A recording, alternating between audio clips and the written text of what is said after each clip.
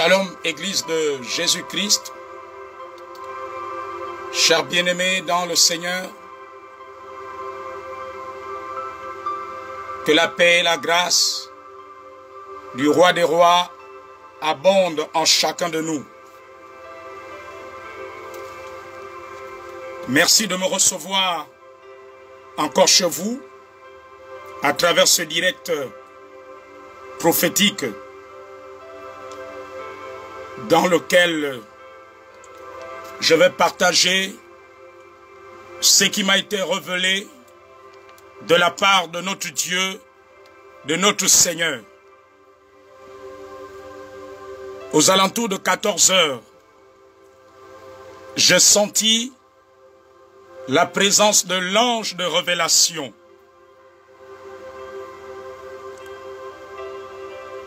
Ce dernier a commencé à me révéler des choses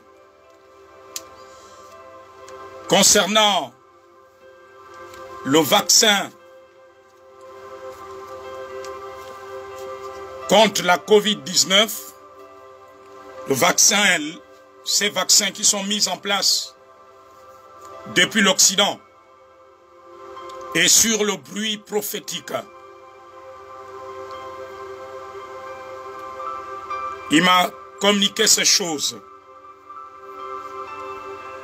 et je vais vous les partager parce qu'un prophète est un porte-parole. Comme je le dis toujours, c'est un nabi. Nabi en hébreu veut dire porte-parole, celui qui interprète ce qui est de Dieu. Un prophète, c'est quelqu'un dont l'esprit est permanemment devant le trône de Dieu. Il transmet ce qu'il entend le Seigneur lui dire, sans rien ajouter, sans rien retirer. Et ce soir, je vais transmettre exactement tel que j'ai reçu, tel que les choses m'ont été révélées, m'ont été communiquées par l'ange de révélation. Alors, autour de 14 heures de ce mercredi 6 janvier 2021, comme je le disais tantôt, je sentis la présence de l'ange de révélation. Et il a commencé à me parler au sujet du vaccin. Au sujet des vaccins de la COVID-19. qui font aujourd'hui l'objet de plusieurs controverses dans le monde, de plusieurs divergences, qui font aujourd'hui l'objet de peur et de crainte dans plusieurs endroits du monde. Ces vaccins font couler beaucoup d'encre et de salive actuellement dans le monde et vous le savez. Les gens parlent partout dans les réseaux sociaux, dans les journaux. Mais je veux vous communiquer ce qui m'a été révélé en tant que prophète. Lorsque l'ange de révélation a commencé à me parler, à me communiquer des choses, il m'a dit ceci au sujet des vaccins. Je vous dis exactement tel que j'ai entendu les paroles de l'ange. Il m'a dit, le défenseur des saints, je vous transmets tel que les propos, tel que je l'écoutais de l'ange de révélation. Parce que les anges ont un langage, Dieu a un langage. Le royaume de Dieu a un langage, a un jargon qui n'est pas celui de ce monde, qui n'est pas celui des êtres terrestres, qui n'est pas celui des humains. Donc, je vous dis exactement les propos que l'ange m'a communiqués en tant que prophète. Il m'a dit, le défenseur des saints et de ceux qui ont été élus avant la fondation du monde se lèvera en leur faveur. Je reprends ce que l'ange m'a révélé. Il m'a dit, le défenseur des saints, le défenseur des saints, le défenseur de ceux qui ont été élus avant la fondation du monde, se lèvera en leur faveur. Il m'a fait comprendre que le défenseur des saints ici, il s'agit de l'archange Michael, l'archange Michel. Et dans le livre de Daniel, chapitre 12, verset 1, la Bible dit que qualifie l'archange Michael comme le défenseur des enfants du peuple de Dieu. Les anges ont plusieurs rôles. Il y a des anges de révélation, il y a des anges qui exercent dans le combat, il y a des anges qui exercent dans la protection, il y a des anges qui exercent dans le domaine des prodiges, des miracles. Donc il m'a dit, le défenseur des saints et de ceux qui ont été élus avant la fondation du monde se lèvera en leur faveur. Donc, l'archange Michel, pendant que le vaccin, pendant que les programmes de ce vaccin seront en train de prendre de l'ampleur dans plusieurs pays du monde, que ce soit en Occident ou en Afrique, l'archange Michel agira en faveur des saints et de tous ceux qui ont été élus avant la fondation du monde. C'est ce que l'ange de révélation m'a communiqué. Il m'a dit, le défenseur des saints. Il a commencé à me parler en me disant les propos, le défenseur des saints et de ceux qui ont été élus avant la fondation du monde. Le défenseur des saints, qui est l'archange Michel, agira en faveur des saints. Il agira en faveur des saints et de ceux qui ont été élus avant la fondation du monde par rapport à ces vaccins de la Covid-19, de ces vaccins qui ont été mis en place contre la Covid-19 dans le monde, dans les pays du monde. Donc partout ailleurs dans les pays du monde, où ces vaccins vont être administrés, le défenseur des saints, qui est l'archange Michel, agira en faveur des saints et de ceux qui ont été élus avant la fondation du monde. Voici ce que j'ai reçu. Voici la prophétie que j'ai reçue en tant que prophète, en tant que porte-parole. Selon le conseil céleste, l'archange Michel va intervenir dans tous les pays du monde où ce vaccin va prendre de l'ampleur, où ce vaccin va être administré. L'archange Michel, qui est le défenseur des saints, c'est ce que l'ange de révélation m'a dit. Le défenseur des saints, qui est l'archange Michel, va intervenir en faveur des saints dans tout pays où ce vaccin va être administré. Il interviendra en leur faveur. Il agira en leur faveur. Il opérera en leur faveur.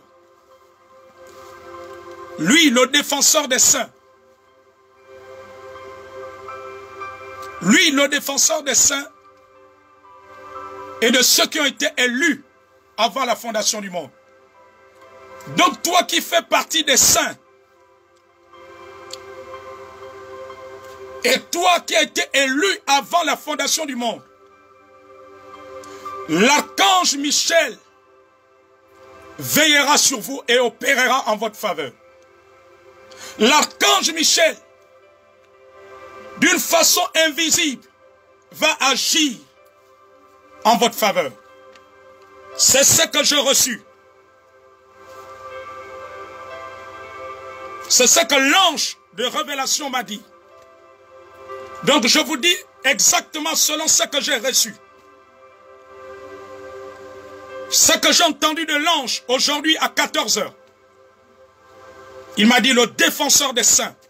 Il dit par rapport au vaccin de la COVID-19 dans les pays du monde, que ce soit les pays de l'Occident, que ce soit les pays d'Afrique, le défenseur des saints, qui est l'archange Michel, sera à l'œuvre. Donc l'archange Michel a reçu des ordres du Seigneur, de la part de celui qui existe par lui-même, de celui qui existe d'éternité en éternité, de la part de l'alpha et l'oméga, de la part de celui qui tient les 7 étoiles entre ses mains, de la part de celui qui marche au milieu des 7 chandeliers d'or, de la part de celui dont le visage brille comme le soleil, celui dont les yeux sont semblables à des flammes de feu, celui qui est revêtu d'une robe blanche, celui dont les pieds sont semblables à des lérins qui ont été embrasés par le feu, de la part de celui que Jean a vu à l'île de Patmos. Il est tombé à ses pieds comme mort. L'archange Michel, le défenseur des saints et de ceux qui ont été élus avant la fondation du monde,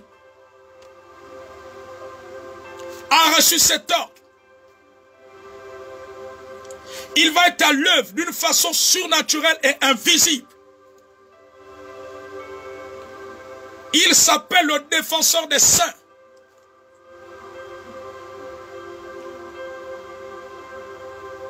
Le défenseur du peuple de Dieu. Selon Daniel chapitre 12 verset 1. Alors les saints, sachez que l'archange Michael a été relâché. Sachez que l'archange Michel a reçu des ordres depuis le trône en votre faveur. Par rapport au programme de vaccination dans les pays du monde. Toi qui es saint, alors les saints qui sont repartis dans le monde entier, Que ce soit en Amérique, en Europe, en Asie, en Afrique, l'archange Michel, le défenseur des saints et de ceux qui ont été élus avant la fin du monde, avant la fondation du monde, autant pour moi, a reçu des ordres. Voici, premièrement, ce que l'ange de révélation m'a communiqué. Ensuite, l'ange de révélation m'a conduit au sujet du bruit prophétique dans 1 Roi chapitre 18, verset 41.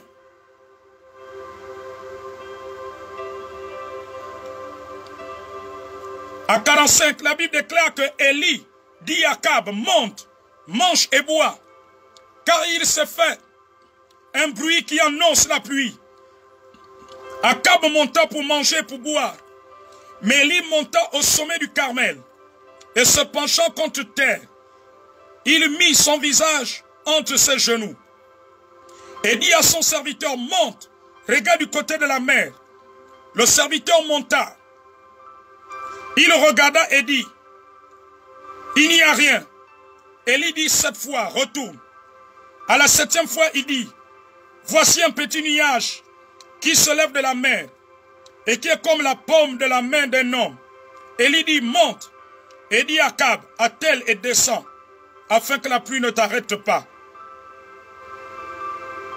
En peu d'instants, le ciel s'obscurcit par les nuages. Le vent s'établit. Il y eut une forte pluie. Akab monta sur son char et partit pour Jezreel. Le prophète Élie a dit à Akab, monte, mange et bois. L'ange des révélations m'a porté certaines, a commencé à me donner des révélations sur le bruit prophétique. Le prophète Élie a dit à Akab, monte, mange et bois, car il se fait un bruit qui annonce la pluie. Élie désigne les prophètes et tous ceux qui sont enrôlés par l'onction prophétique pour annoncer ce que Dieu va faire, pour annoncer le grand mouvement du réveil qui va jaillir au Gabon, qui va jaillir en Afrique, qui va jaillir de l'espace francophone. Car dans ce grand mouvement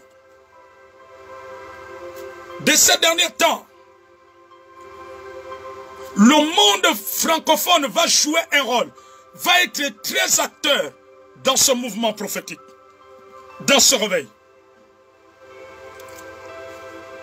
Élie vient préparer le réveil. Élie est cette élite qui annonce ce que Dieu va faire, qui annonce l'action de l'Esprit, la dispensation divine pour propulser l'Église dans la moisson jusqu'à l'enlèvement.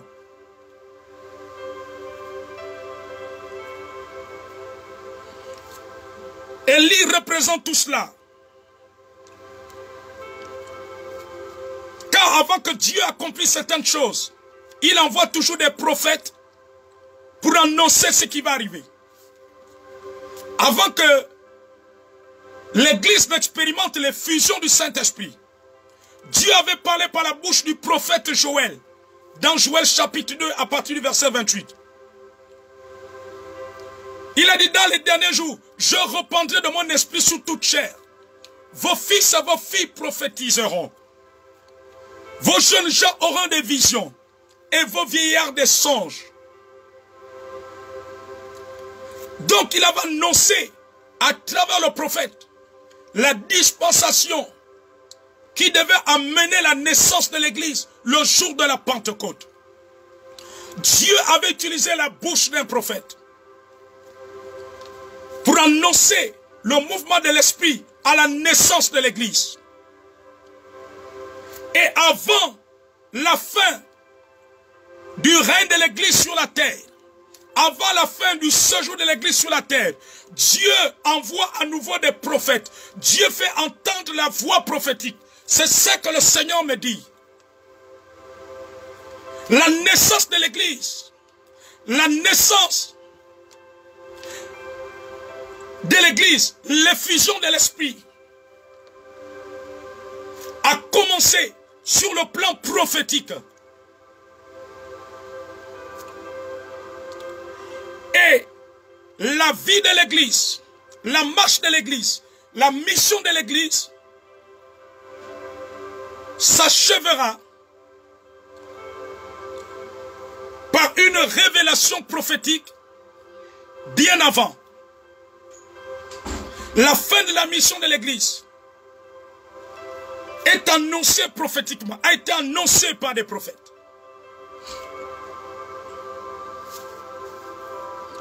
Et c'est ce qui est en train de se faire. Selon la révélation que l'ange m'a apportée, Akab était roi. Donc c'était un leader. Dans ce texte, 1 roi 18, 41-45, le prophète s'est adressé à deux personnes. Il s'est adressé d'abord à Akab. Ensuite, il s'est adressé à son serviteur. Alors il m'a dit, Akab est un leader. Akab est l'image des bergers, des conducteurs spirituels, des leaders ecclésiastiques. Il a dit à Akab, par rapport à la pluie qui arrive, la pluie qui est le symbole du réveil, comme je l'ai annoncé selon l'esprit précédemment, c'est le symbole du réveil, c'est le symbole du dernier mouvement de l'esprit sur la terre et dans l'église. Pour la moisson et pour l'enlèvement. Il s'est adressé à Akab en disant, monte. Et le fait de monter, Dieu interpelle les bergers, les dirigeants dans l'église, les anciens dans l'église, tous qui ont des responsabilités. Akab avait une responsabilité, parce qu'il était à la tête de la nation. Donc il s'adresse à tous ceux qui ont des responsabilités en milieu ecclésiastique, de monter, donc de suivre ses instructions, de changer de stratégie pour adopter sa stratégie. Il a dit mange, et l'ange pouvait me révéler le fait de manger. C'est le fait de recevoir les instructions prophétiques du Seigneur pour expérimenter ce mouvement de réveil, ce dernier réveil qui a été annoncé. C'est le fait de suivre les orientations prophétiques, de les obéir, de les mettre en pratique. Et boire, le fait de boire, c'est le fait de se laisser entraîner dans le vent que l'esprit souffle, dans la dimension spirituelle que le Saint-Esprit entend de répandre. C'est le fait de suivre le mouvement de l'esprit et non suivre la lettre et non marcher selon la théologie, mais suivre le mouvement de l'esprit. Il a dit quand il se fait un bruit qui annonce la pluie, le bruit, c'est tout ce qui est annoncé par les prophètes de Dieu. Et tout cela que le Seigneur utilise dans l'onction prophétique, qui ne sont pas forcément des prophètes, et qui parlent de la part du Seigneur, qui sont saisis par le Saint-Esprit, comme Saül avait été saisi par le Saint-Esprit, et il s'est mis à prophétiser. Saül n'était pas prophète, mais il a été saisi. Il dit parce qu'il y a le bruit, et nous sommes en train de vivre ce bruit. Élie s'est mis au sommet du mont Carmel et se penchant contre terre. Il a envoyé son serviteur pour regarder du côté de la mer si le nuage de la pluie était en train de se former. À cette reprise, La première fois qu'il a envoyé, il n'y avait rien. La deuxième fois, il n'y avait rien. La troisième fois, il n'y avait rien. La quatrième, la cinquième, la sixième, la septième fois. Mais c'est la septième fois. Le chiffre 7 est le chiffre de la perfection. Est le chiffre de l'accomplissement. Est le chiffre du repos. Ce chiffre 7 symbolise les 7 âges de l'Église. Les 7 étapes par lesquelles l'Église est passée avant d'être enlevée.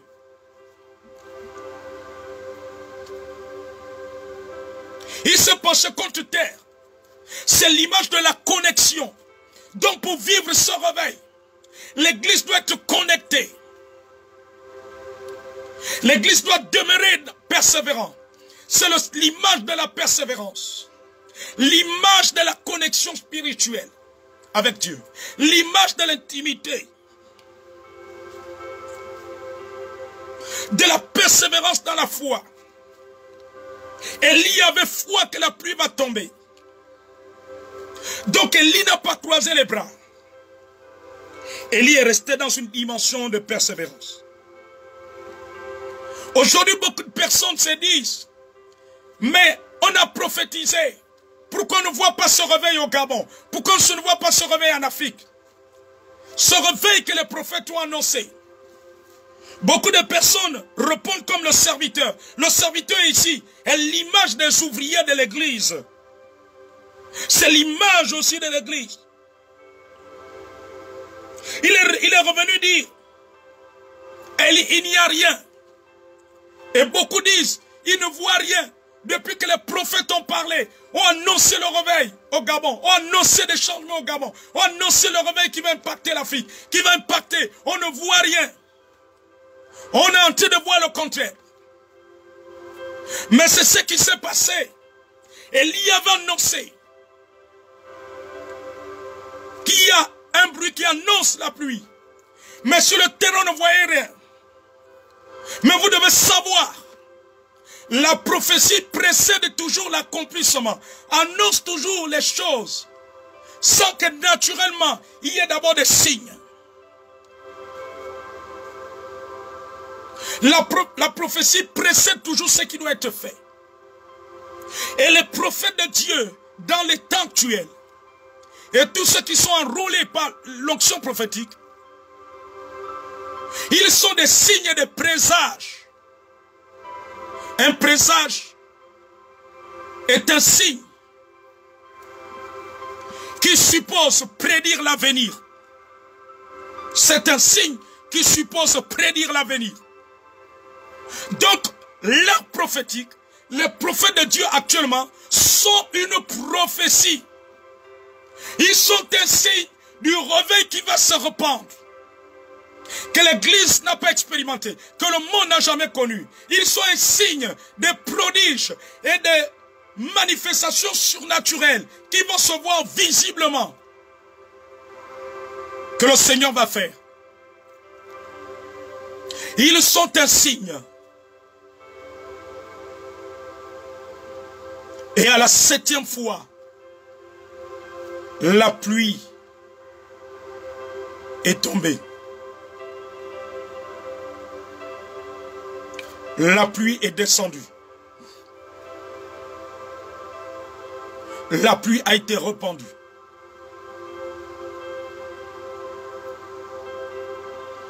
Donc l'art prophétique est un signe. Mais l'Église doit être dans l'attitude de Élie, afin d'enfanter ces choses, afin d'amener ces choses, appeler ces choses à l'existence. Et c'est ce qu'Élie a fait.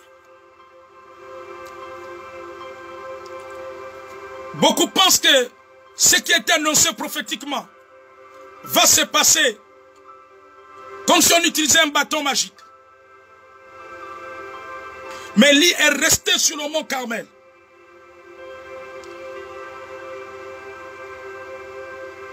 Le visage entre ses genoux. C'est l'image aussi de la concentration. Dieu veut que l'église soit concentrée sur ce qu'il a annoncé. Dieu veut que l'église travaille pour vivre ce qui a été annoncé. Comme les disciples à la chambre haute, ils travaillaient pour que ce que Jésus avait annoncé, ce que le prophète Joël avait annoncé au sujet de l'effusion du Saint-Esprit, pour que cela s'accomplisse. La Bible dit qu'il se tenait d'ordinaire à la chambre haute. Le mot Carmel est un signe de la chambre haute. Il veut que l'église soit concentrée. Que l'église ne se disperse pas. Que l'église ne se déconcentre pas. Que l'église ne soit pas distraite. Que l'église demeure concentrée. Pour vivre cela. Pour expérimenter ce réveil, ce mouvement prophétique, ce mouvement divin.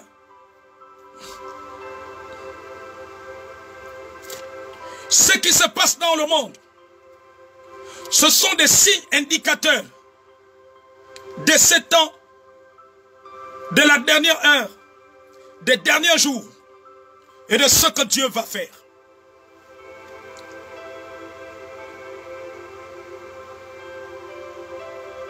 L'église doit persévérer.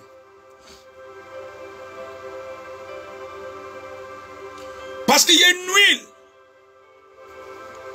Dieu va répandre une autre dimension de son huile dans l'église.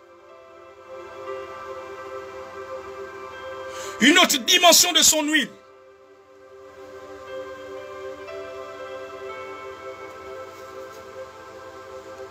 Dans cette action divine.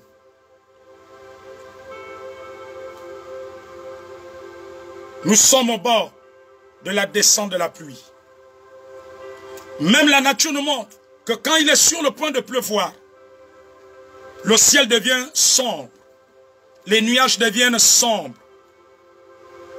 Il y a des signes. C'est la même chose. Quand Dieu est sur le point de passer notre dimension, il y a des signes annonciateurs.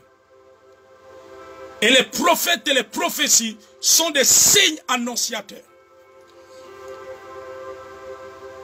Avant que le Messie ne vienne, ça a été annoncé par les prophètes. Avant que le Saint-Esprit soit donné, ça a été annoncé par les prophètes. Alors le bruit prophétique, qui est l'ensemble des messages divins de Dieu, l'ensemble des prophéties de Dieu, qui se font retentir, sont des signes. Dieu envoie toujours des signes. Sont des signes. Parce que cette pluie va inonder spirituellement la terre et le monde. Cette pluie divine va inonder. Et pendant que je suis en train de prophétiser, j'entends le Seigneur me dire, il me ramène au sujet de la moisson,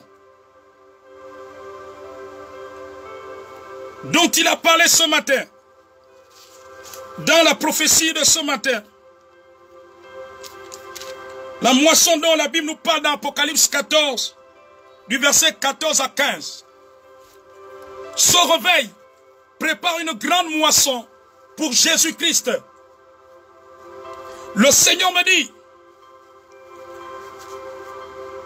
que pendant qu'il annonce la moisson, le diable va continuer à susciter des ouvriers d'iniquité. Il va continuer à susciter des faux pasteurs, des faux évêques, des faux diacres, des faux prophètes, des faux prédicateurs, des faux docteurs. Parce que dans cette moisson, il mène une concurrence pour amener plusieurs à la perdition. Donc le nombre de faux bergers va augmenter dans le monde. Pendant que Dieu va monter en puissance, lui aussi va augmenter le nombre des faux bergers, des faux ouvriers, des faux prédicateurs, des faux apôtres, pour égarer plusieurs par des fausses doctrines. Il dit les fausses doctrines vont encore augmenter dans le monde pour amener les hommes à la perdition. Les fausses doctrines. Lui aussi va susciter ces soi-disant églises pour vouloir amener un grand nombre à la perdition. C'est ce que le Seigneur est en train de me parler. Donc les œuvres diaboliques, les temples sataniques ou les églises sataniques vont continuer à croître dans le monde.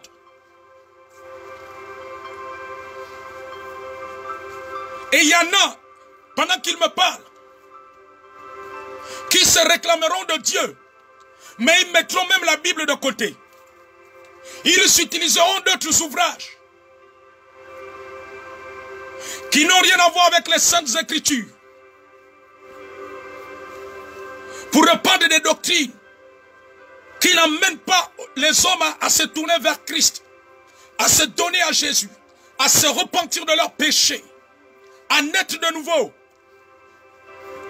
Lui aussi se prépare pour sa moisson en suscitant des faux ouvriers, des faux prédicateurs, avec des fausses doctrines, des doctrines de l'enfer qui ne sont pas inspirées de l'esprit, pour amener plusieurs dans la perdition, à vivre en abomination, à vivre dans le péché, à vivre dans l'idolâtrie, à vivre dans l'égarement total.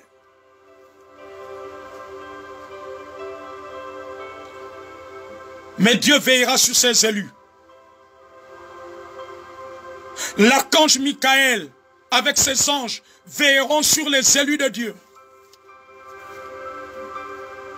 De ceux qui sont marqués du sceau du Saint-Esprit. De ceux qui sont marqués du sang de l'agneau. Ils verront sur les rachetés. L'action sera très forte sur le plan invisible. L'action des anges sera très forte sur le plan visible sur la terre.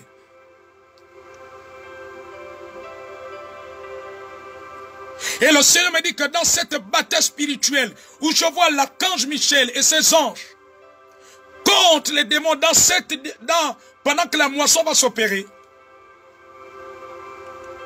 je vois des calamités naturelles qui vont arriver sur la terre. Dieu me dit qu'il y aura des catastrophes naturelles, des choses naturelles qui vont se produire sur la terre à des endroits, mais ce sera dû à l'action invisible du combat spirituel des anges et des démons. Dans cette dernier réveil, dans cette moisson, et il y aura des répercussions sur le plan naturel.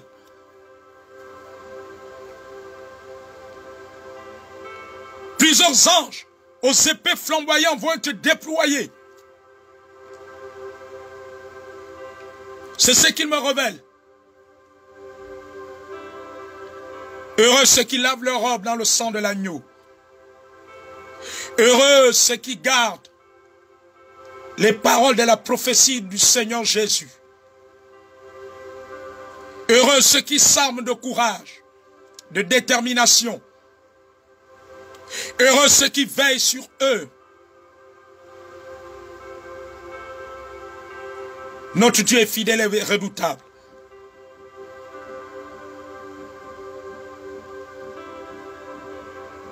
Notre Dieu est fidèle et redoutable. Les anges sont déployés. L'archange Michel a été déployé. Il y aura des signes naturels divins. Que ce soit dans le ciel, et sur la terre. Je vois une échelle entre le ciel et la terre. Et des anges descendent en grand nombre.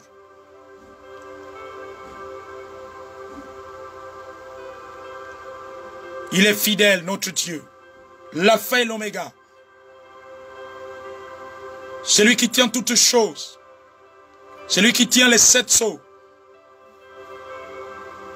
Celui qui tient les clés de la mort et du séjour de mort. Celui qui vient bientôt. Celui qui nous a racheté un grand prix.